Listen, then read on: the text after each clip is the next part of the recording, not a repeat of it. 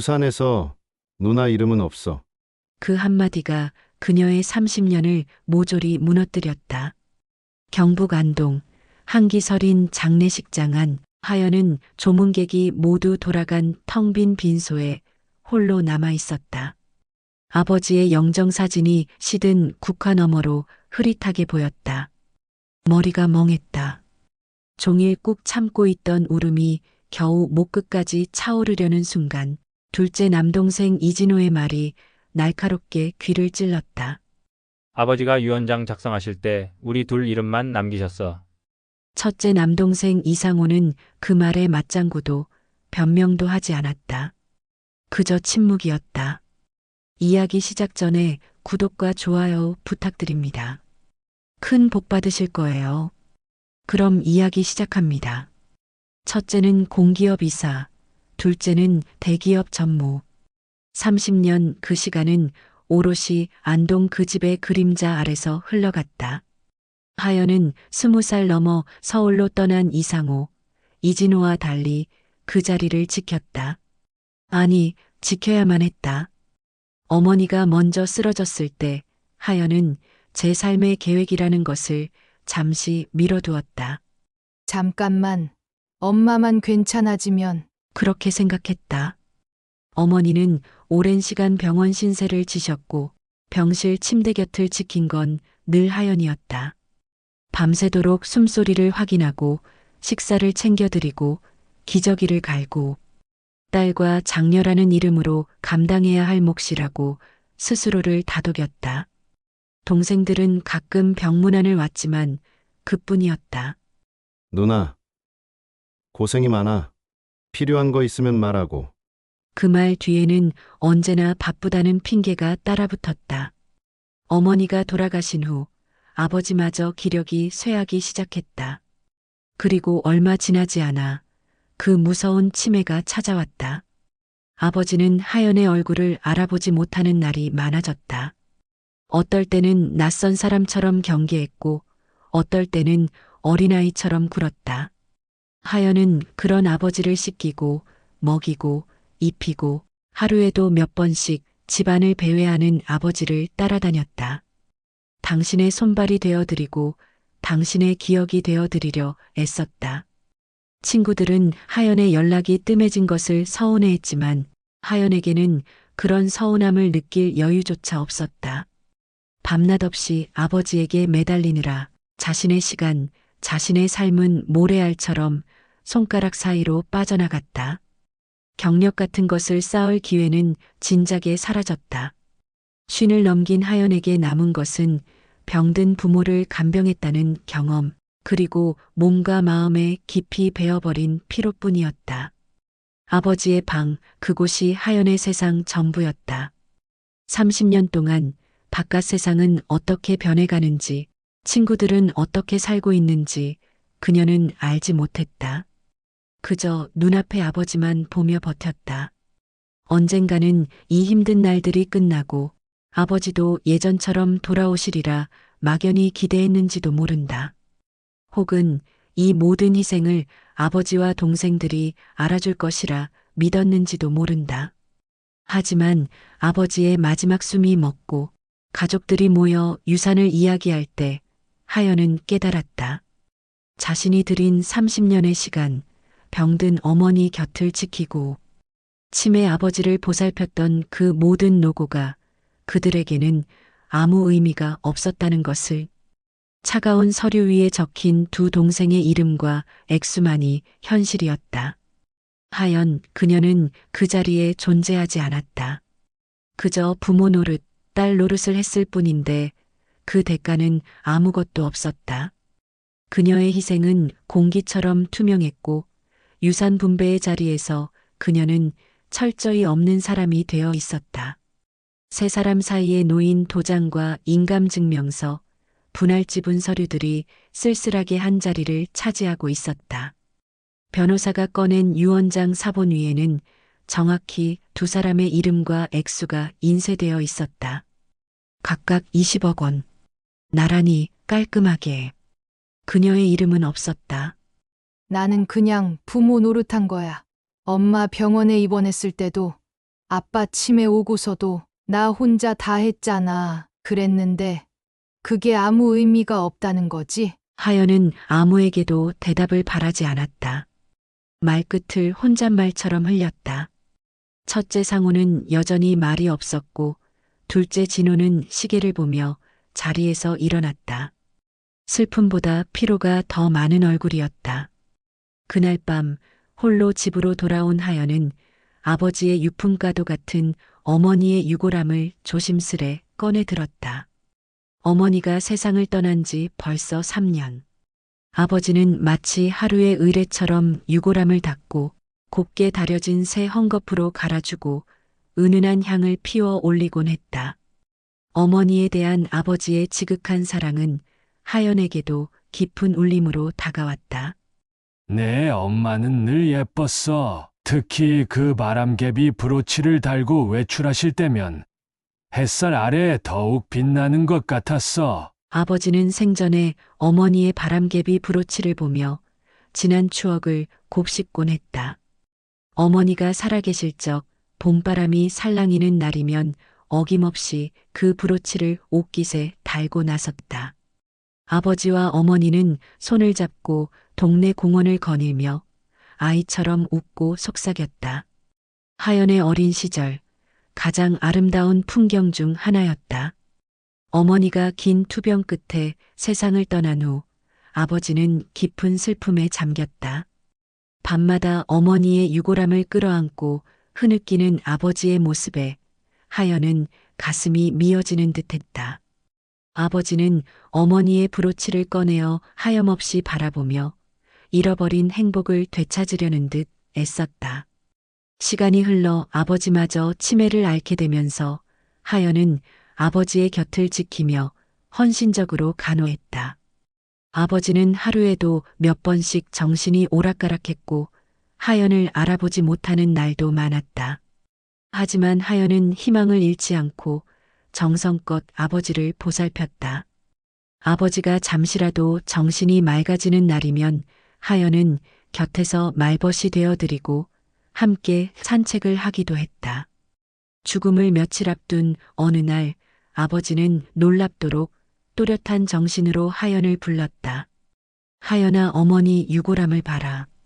그것은 아버지의 마지막 유언과도 같은 말이었다. 하연은 아버지의 마지막 말을 가슴에 새기고 어머니의 유골함을 자세히 살펴보기 시작했다. 하지만 무엇을 봐야 하는지, 어떻게 찾아야 하는지 감조차 잡히지 않았다.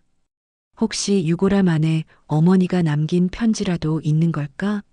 아니면 어머니가 아끼던 물건이 숨겨져 있는 걸까? 하연은 며칠 밤낮으로 유골함을 뚫어져라 쳐다보며 고민했지만 아무런 단서도 찾을 수 없었다. 어머니의 유골함을 다시 흔드는 것은 차마 할 수 없는 일이었다. 어머니의 영혼을 다시 괴롭히는 것만 같아 마음이 찢어지는 듯 아팠다. 며칠 후 하연은 결국 유골함에서 무언가를 찾는 것을 포기하려 했다. 유골함을 제자리에 옮겨 놓으려는 순간 유골함 밑면에 무언가 걸리는 듯한 느낌이 들었다. 하연은 유골함의 밑면을 조심스럽게 살폈다. 그곳에는 정성스럽게 붙여진 얇은 헝겊 조각이 있었다. 하연은 헝겊을 손으로 쓸어보았다. 헝겊 아래에 무언가가 숨겨져 있는 듯했다. 조심스럽게 헝겊을 떼어내자 작은 바람개비 모양의 낡은 브로치가 나타났다. 빛이 바래고 낡았지만 하연은 한눈에 그것이 어머니의 브로치임을 알아봤다. 어머니는 생전에 외출할 때면 늘 그 브로치를 옷깃에 달고 나가셨다. 아버지 역시 어머니의 브로치를 무척 아끼셨다. 하연은 브로치의 뒷면을 조심스레 닦아냈다. 빛바랜 금속 한가운데에 손톱보다 작은 크기로 새겨진 글귀가 눈에 들어왔다. 7월의 바람은 야생화 향이 나지. 그 글귀를 보는 순간 하연은 숨이 멎는 듯한 기분을 느꼈다. 그것은 어린 시절 하연이 가장 좋아했던 아버지의 말이었다. 아버지는 7월이 되면 하연을 데리고 야생화가 가득 핀 언덕으로 산책을 가곤 했다. 아버지는 하연에게 야생화의 이름과 향기를 하나하나 가르쳐 주었고, 하연은 아버지와 함께 행복한 시간을 보냈다. 그 시절 하연에게 7월은 야생화 향기로 가득한 가장 아름다운 달이었다. 아버지는 해마다 하연에게 야생화를 따서 아파 노트를 만들어 주었고, 그때마다 그 말을 했다. 아버지가 내게 주는 7월의 바람은 야생화 향이 난다고. 그건 단순한 유품이 아니었다. 그건 아버지의 메시지였다. 이제 야생화 노트를 찾아야 했다. 다락방 문을 여는 순간 낡은 나무 냄새가 그녀의 코끝을 찔렀다. 어린 시절 여름마다 모깃불을 피워두고 아버지와 함께 야생화를 말리던 그 공간. 계단을 오르며 하연은 문득 지난 기억을 떠올렸다. 아버지의 등 너머로 보이던 햇살, 그가 눌러 담던 노란 꽃 한 송이. 그것들이 지금 어디에 있을까? 마음속에서 잊혔던 장면들이 천천히 떠올랐다. 구석진 서랍 안, 오래된 화구 상자 아래서 하연은 낯익은 노트를 발견했다. 옅은 꽃무늬가 박힌 베이지색 표지, 표지가 조금 바스라졌지만 여전히 익숙했다. 이하연, 야생화 1992년부터 2004년까지. 붉은 사인펜으로 또박또박 적힌 글씨. 아버지의 필체였다. 하연은 숨을 고르며 첫 장을 펼쳤다. 그 안에는 해마다 다른 야생화가 누워 있었고, 옆에는 짧은 메모가 붙어 있었다.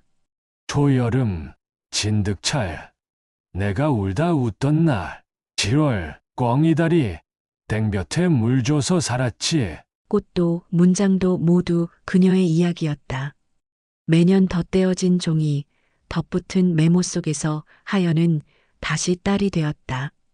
한 장 한 장 넘기던 그녀의 손이 마지막 페이지에서 멈췄다. 노트의 마지막 장에는 아무 꽃도 없었다. 페이지 안쪽에 은밀히 붙어 있던 작은 봉투. 테이프 자국이 오래돼 바스라질 듯한 그것을 조심스레 뜯었다. 하연이에게라는 붓글씨. 그 글자를 보는 순간 손이 떨렸다. 그 안엔 오래된 열쇠 하나. 그리고 접힌 종이에 적힌 좌표. 정남리 57-3. 폐가 언덕 뒤 바람개비 아래. 손이 멈춘다. 봉투 안쪽에서 또 하나의 쪽지가 나왔다.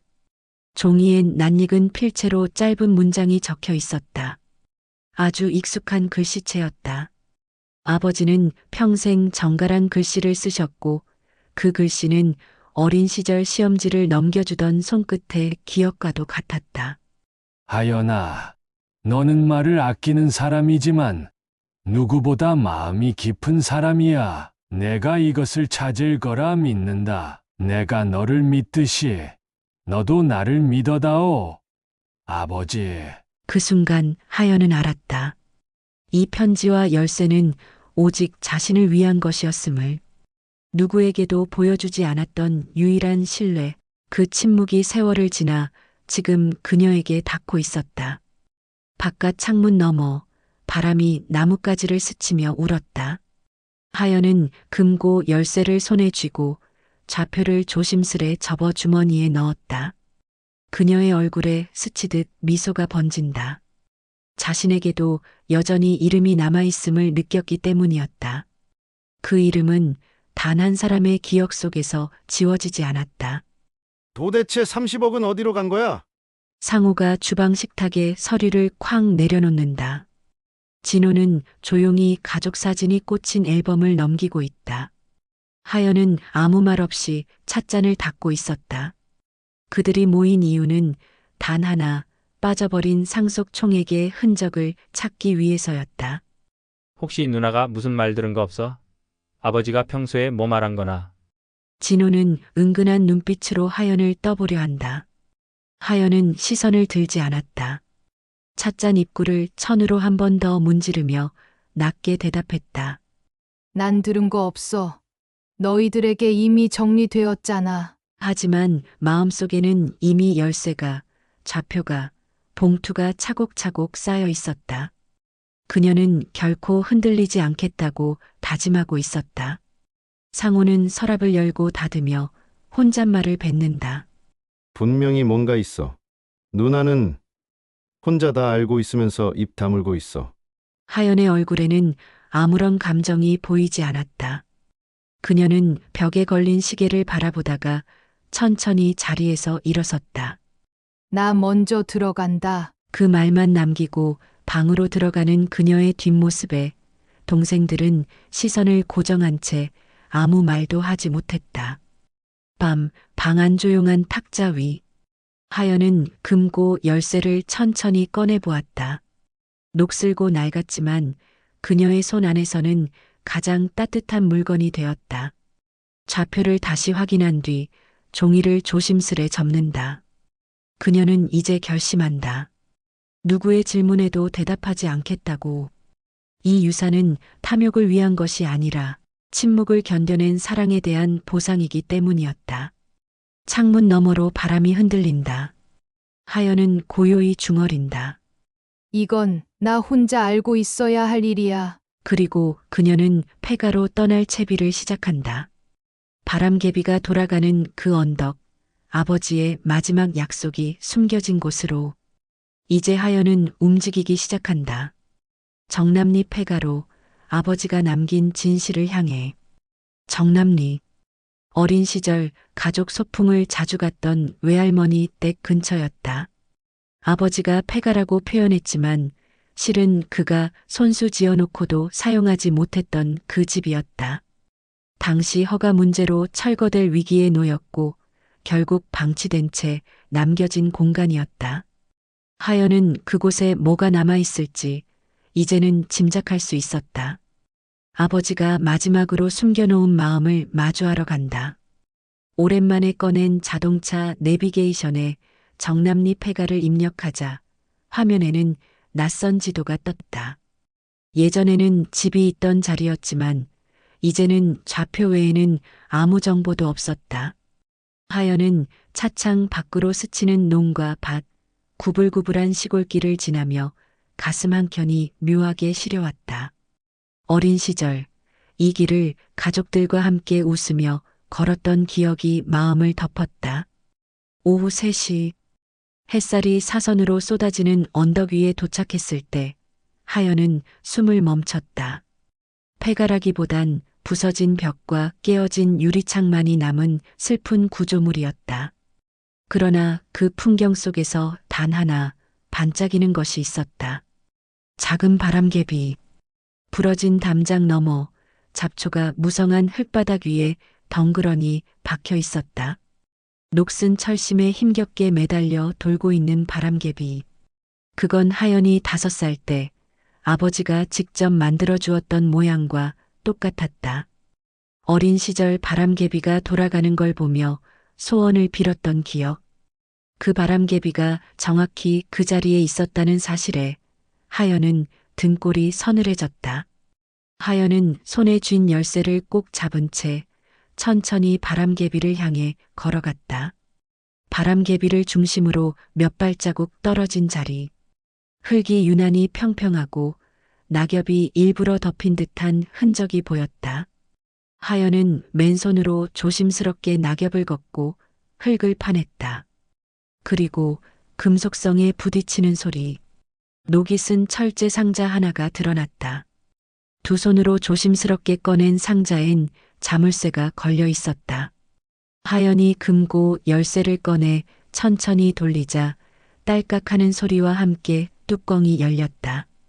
상자 안에는 3가지가 담겨 있었다. 신탁계약서, 정기예금 증서와 부동산 등기 이전 문서, 그리고 접힌 채 고이 담긴 아버지의 2번째 편지. 계약서엔 분명히 적혀 있었다. 수혜자 이하연. 신탁일자 2년 전. 증여 조건 생전 계약 완료. 사후 자동 효력 발생. 계약은 이미 법적으로 완료되어 있었고 통장과 등기 이전도 생전에 모두 마무리된 상태였다. 다만 그 존재를 아는 사람은 단 한 명도 없었다. 오직 하연을 제외하고는. 편지를 펼친 하연은 눈을 감았다. 아버지의 손글씨, 삐뚤하지만 분명한 그 필체는 이렇게 시작되었다.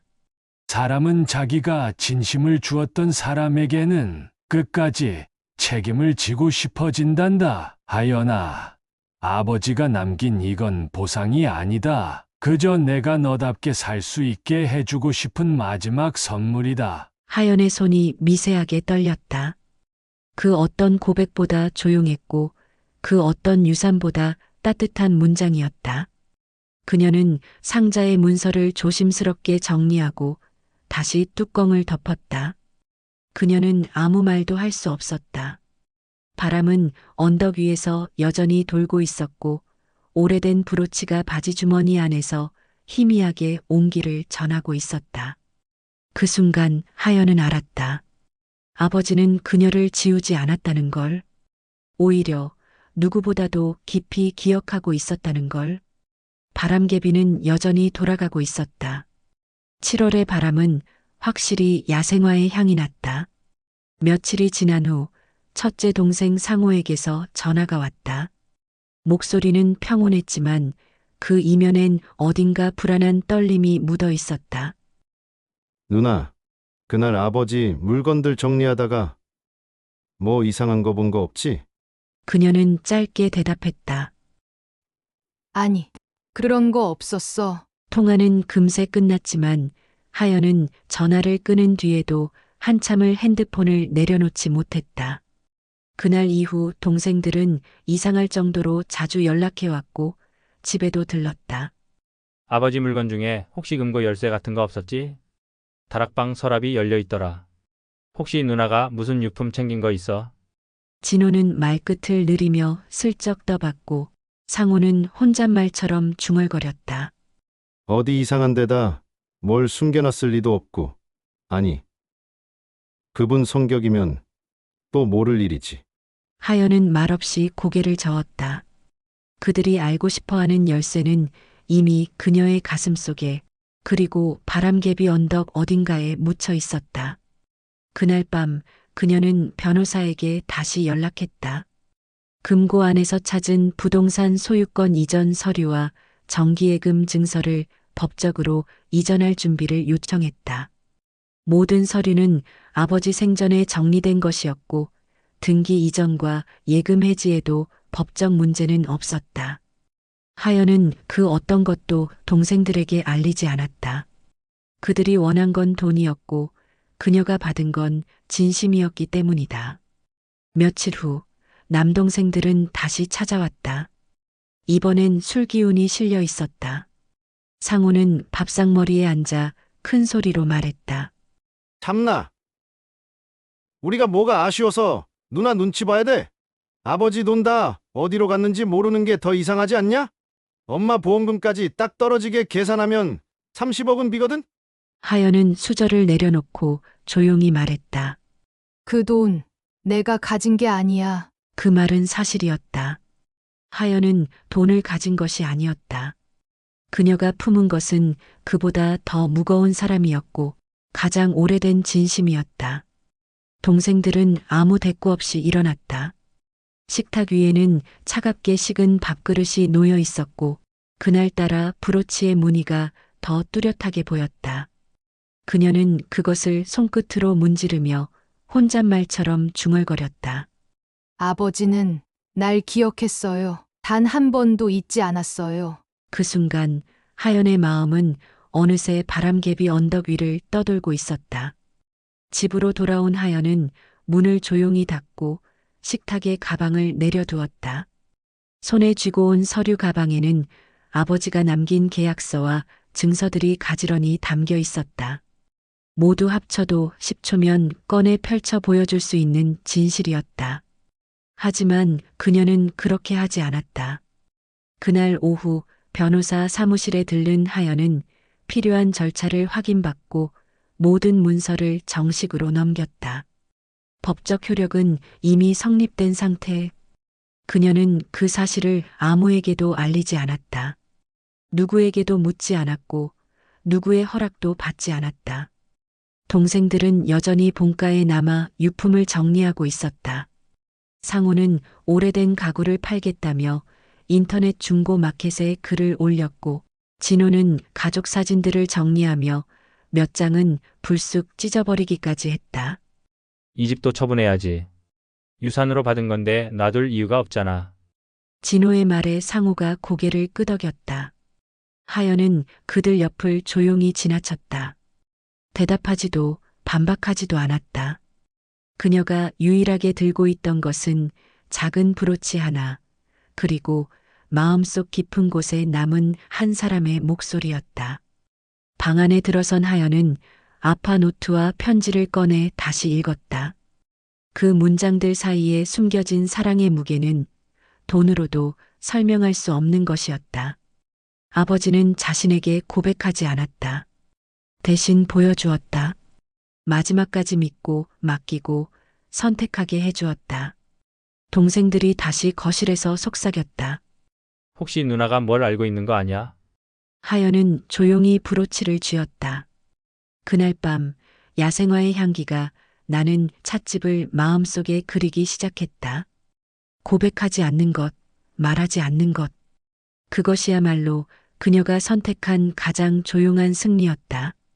여름이 끝날 무렵 본가의 정원엔 풀이 무성하게 자라 있었다.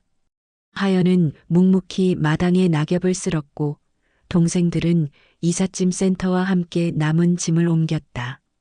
집안은 텅 비었고 그곳에 남은 건 오래된 벽지와 바닥에 남은 먼지뿐이었다. 누나, 여기서 계속 살 거야? 상우가 물었다. 하연은 고개를 저었다. 아니, 다른 데서 새로 시작해야지. 진호는 시계를 확인하고 차 키를 들며 말했다. 그럼 우리도 이만 갈게. 요즘엔 다 제 목 챙기며 사는 세상이니까. 그 말에 하연은 조용히 고개를 끄덕였다. 그들이 떠난 뒤 본가의 대문은 삐걱이며 닫혔고, 그 순간부터 이곳은 그녀만의 공간이 되었다. 며칠 뒤 하연은 정남리 폐가를 다시 찾았다. 낡은 지붕과 부서진 마룻바닥, 먼지 낀 창문 틈 사이로 햇살이 비쳤다. 그녀는 방 안을 천천히 정리했고, 벽을 칠하고 마룻바닥을 닦으며 하나씩 추억을 정돈했다. 야생화 노트와 편지들을 액자에 넣어 벽에 걸었다. 브로치는 현관문 옆 간판 자리에 조심스럽게 매달았다. 그녀는 그곳을 야생화 찻집이라 부르기로 했다. 찻집이 문을 연 날 손님은 한 명뿐이었다. 하연은 창밖 바람을 보며 찻잔을 닦았다. 바람이 창틀을 타고 들어와 가볍게 치맛자락을 스쳤고 브로치가 햇빛을 받아 반짝였다. 그 순간 하연은 조용히 속삭였다. 아버지, 저 이제 괜찮아요. 아버지께서 남겨주신 그 말 평생 간직할게요. 초가을 바람이 불던 오후, 낯선 번호로 전화가 걸려왔다. 이하연 씨 되시죠? 동생분께서 입원하셨어요.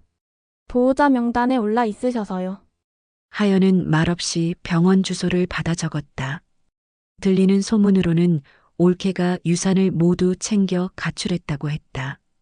진호는 받은 유산으로 주식을 하다가 큰 빚을 지고 연락이 안 된다고 했다.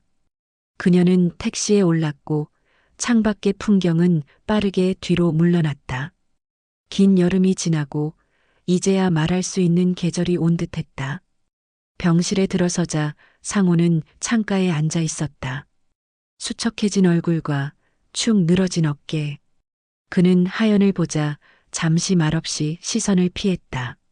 과일 좀 사왔어. 하연은 조용히 과일 바구니를 테이블에 올려놓았다. 그녀의 손에는 따뜻한 보온병 하나도 함께 들려 있었고 안에는 라벤더 차가 담겨 있었다. 상호는 말없이 잔을 받아들었다. 차 한 모금 마신 뒤 그는 조용히 입을 열었다. 누나는 참 잘 지내는구나. 하연은 가볍게 웃으며 고개를 끄덕였다. 응, 요즘엔 평안해. 아버지 덕분이지. 그 말에 상호는 눈을 내리깔며 한참 침묵했다. 무겁게 흘러가는 시간이 방 안을 메웠고 질문 하나가 끝내 입 밖으로 나오지 못했다. 혹시 아버지가 누나한테 뭐 남기신 거 진짜 없어? 그는 그렇게 묻지 못하고 그저 목소리 없이 눈빛만 던졌다. 하연은 대답 대신 브로치를 살며시 꺼내 손바닥 위에 올려놓았다. 반짝이는 금속 위 새겨진 문장을 손끝으로 다시 쓰다듬으며 말했다. 아버지는 늘 내 편이셨어. 그 말에 상호는 아무 대답도 하지 않았다. 다만 잔에 남은 찬물의 온도를 오래도록 느끼고 있는 듯했다. 병실을 나서는 길 하연은 마음속으로 자신에게 되뇌었다. 어떤 고백은 말보다 묵음으로 더 깊게 전해진다는 걸. 야생화 찻집이라는 작은 간판이 정남리 폐가에 걸린 지 몇 달이 지났다. 초록 이끼는 다 거쳐졌고 바람은 이제 낡은 틈이 아닌 넓은 창으로 들어왔다. 하연은 매일 아침 유리창을 닫고 나무 의자를 정돈했다. 벽에는 액자 속 야생화 노트와 아버지의 편지가 조용히 전시되어 있었다. 손님은 많지 않았다. 마을 어르신들 몇 분, 길을 잃고 들른 라이더들, 우연히 스쳐간 여행자들. 그들은 조용한 이 공간에서 차 한 잔을 마시고 브로치와 아파 노트를 유심히 들여다보곤 했다. 하연은 바쁜 일상 대신 조용한 일상을 택했다. 하루가 느리게 흐를수록 아버지의 말이 더 깊이 스며들었다. 7월의 바람은 야생화 향이 나지. 그 문장은 더 이상 단순한 추억이 아니라 그녀의 삶 그 자체가 되었다. 어느 날 오후 바람이 유난히 세차게 불었다. 브로치가 간판 옆에서 작게 흔들렸고 그 소리에 하연은 잠시 손을 멈췄다. 찻잔을 닦던 그녀는 창밖을 바라보다 조용히 입을 열었다. 아버지는 늘 제 편이셨어요. 그 말을 듣진 못했지만 전 알아요. 끝까지 믿어주셨다는 걸요. 바람이 창틀을 타고 실내로 들어왔고 작은 바람개비가 살짝 돌았다. 그 움직임이 마치 누군가의 미소처럼 느껴졌다. 찻집 문이 열리고 낯선 손님이 들어섰다. 하연은 환한 미소로 말했다. 어서 오세요. 따뜻한 차 한 잔 드릴까요? 그리고 그녀는 문득 아주 오래전 아버지에게 들었던 말을 떠올렸다. 내가 이곳을 지켜줄 거라 믿는다. 조용히 그러나 단단하게 살아가는 하루. 그 하루가 쌓여 하연은 마침내 자기 삶의 주인공이 되었다.